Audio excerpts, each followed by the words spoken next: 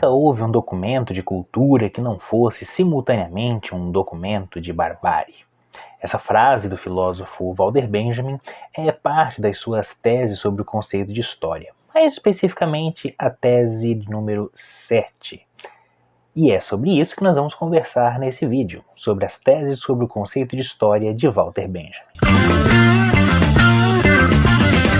Talvez as teses sejam um dos textos mais conhecidos de Walter Benjamin, um dos textos mais lidos dele, talvez. Não tenho como precisar essa informação para vocês neste momento, mas com certeza para mim ele tem um significado especial, porque foi o primeiro texto do Walter Benjamin que eu tive contato, justamente na disciplina de Teorias da História, e a professora utilizou esse texto como um exemplo da produção historiográfica da teoria crítica da Escola de Frankfurt. Benjamin era vinculado à Escola de Frankfurt, era próximo do Horkheimer, Theodor Adorno, mas ele não era membro do Instituto de Pesquisa Social, que era coordenado pelos dois, situado na Universidade de Frankfurt. Muito em parte pela trajetória acadêmica frustrada do Benjamin.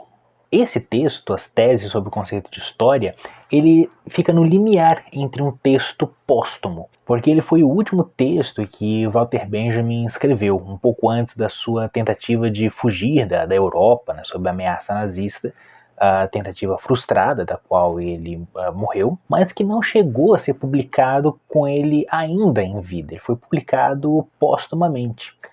E possivelmente Benjamin nunca teria a intenção de publicar esse texto, pelo menos não dessa maneira, pelo menos não a versão que nós conhecemos. Muito possivelmente, se o Benjamin quisesse publicar esse texto, ele iria revisitá-lo, ia fazer algumas melhorias, algumas anotações, e possivelmente isso iria sanar muitas das dúvidas que nós temos hoje, né, quando lemos esse texto. E talvez, se eu tivesse feito, não teríamos hoje tantos comentários a respeito da tese.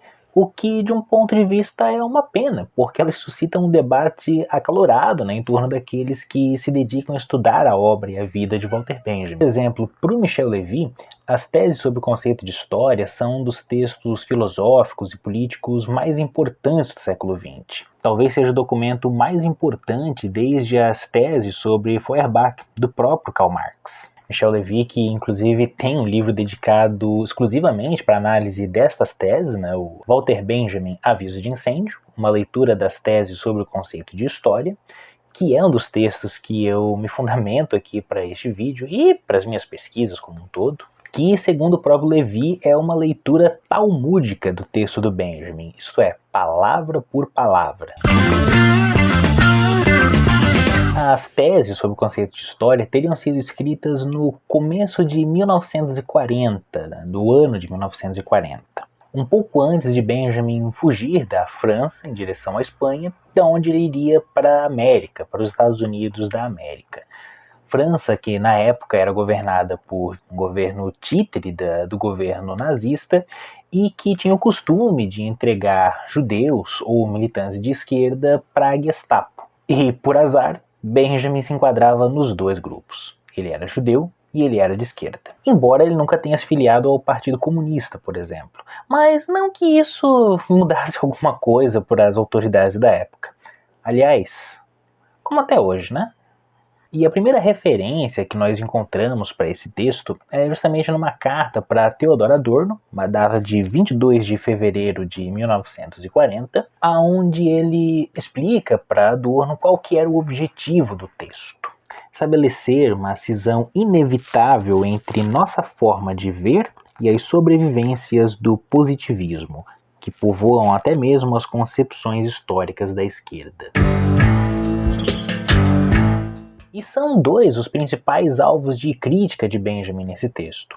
De um lado, o historicismo, identificado com o conservadorismo, e do outro lado, a social-democracia, por aquilo que o Benjamin vai chamar de um marxismo vulgar, particularmente pela concepção ou pela leitura que se fazia de um certo evolucionismo. E o principal motivo da crítica do Benjamin é que ele entendia que essas duas forças elas eram incapazes de fazer frente à principal ameaça daquele tempo, o nazifascismo. pela compreensão histórica, pela ideia de progresso, pela maneira de entender o desenvolvimento da história, essas duas forças seriam incapazes de barrar a ameaça nazista. Ameaça essa que o Benjamin sentiu na pele, literalmente.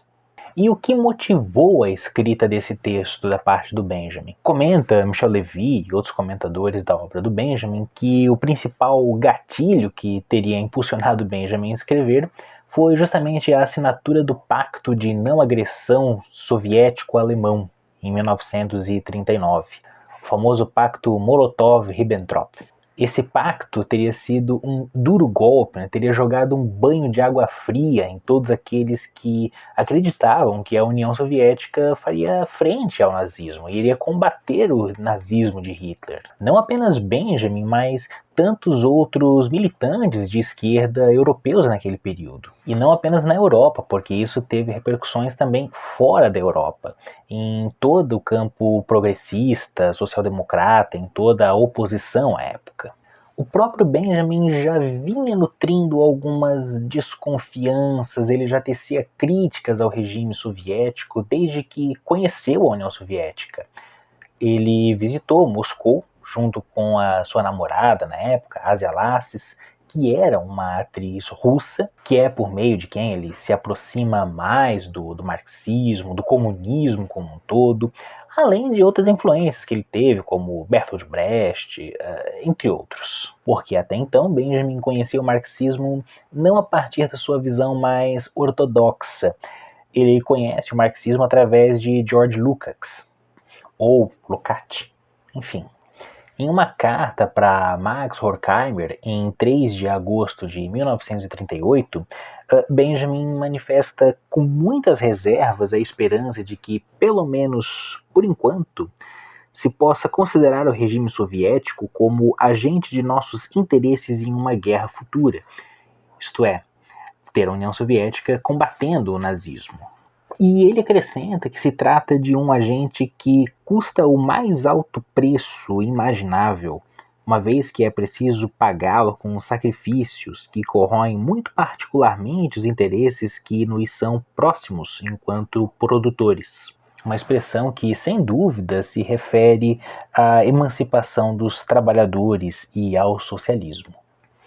Então Benjamin faz parte daquela geração de intelectuais europeus que, embora não estivessem no centro das discussões, participavam de todos esses debates em torno do socialismo, do marxismo. É uma geração que estava experienciando a primeira experiência de um governo agindo em nome dos ideais marxistas, naquele contexto já sem Lenin à frente da condução desse projeto, mas sucedido por Stalin, e que suscitava muitos debates dentro da esquerda ocidental europeia de que se esse era mesmo o caminho que queríamos seguir, se era isso que estava dado. Então nós vemos que surgem já diferentes críticas naquele contexto ao modelo de Estado socialista que se estava construindo na União Soviética, e a dúvida de que, bom, é isso mesmo que nós queremos? E ao mesmo tempo rejeitando uma submissão da social-democracia europeia a esses ideais, e junto com isso a recusa de que a única alternativa a esse estado de coisas seria o liberalismo burguês. E tudo isso está condensado nas críticas que o Benjamin faz nesse texto das teses sobre o conceito de história. Por isso, o texto das teses sobre o conceito de história não é um manual historiográfico. É, antes, um testamento político e filosófico que reúne as ideias que o Benjamin vai construindo ao longo da sua trajetória intelectual, da sua trajetória como sujeito histórico, vivendo aquele tempo, e que ele já vinha abordando em outros textos, como a Experiência e Pobreza, o Narrador, sobre as suas outras análises em literatura, sobre a fotografia, sobre o cinema, enfim. Ideias que estão presentes nos seus textos monadológicos, como Imagens do Pensamento, como Infância em Berlim, e também no Diário de Moscou, onde ele registra então a sua experiência no Estado socialista da União Soviética, na década de 1930. Enfim, particularmente as ideias que ele vinha desenvolvendo nos textos escritos entre 1936 e 1940. No fundo, é um texto onde reúne as esperanças do Benjamin para um novo porvir e a sua crítica à modernidade, que é o que perpassa toda a sua obra. Infelizmente, Benjamin não viveu para ver como se deu o desenrolar dessa história. Talvez se ele tivesse presenciado o que foi o desenrolar da Segunda Guerra, né, particularmente na década de 40, ele teria chegado a outras conclusões. Ou não, ou teria tecido críticas ainda mais contundentes. Infelizmente, esse é o campo da especulação que a gente acaba entrando e que não passam justamente disso, especulações. Porque a Benjamin não foi dado o direito de viver para ver como é que essa história iria terminar. E vejam como isso é atual.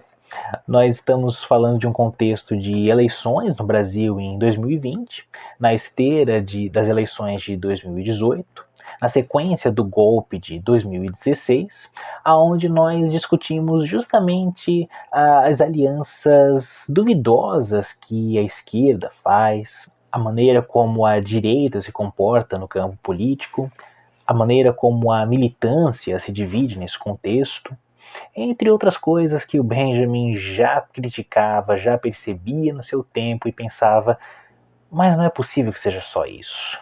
A história não está dada dessa maneira, tem que haver uma alternativa para esse estado de coisas. E por isso que eu quero conversar a respeito desse texto sobre o conceito de história, não apenas porque ele me marcou na minha trajetória acadêmica, na minha trajetória como alguém que pensa a sociedade, que pensa a política, que pensa a cultura, como alguém que utiliza os conceitos do Benjamin e os seus pressupostos nas minhas próprias pesquisas a respeito do patrimônio, das fortalezas catarinenses, mas por reconhecer que é um texto bastante atual, no sentido de que ele ainda é possível de suscitar um novo porvir.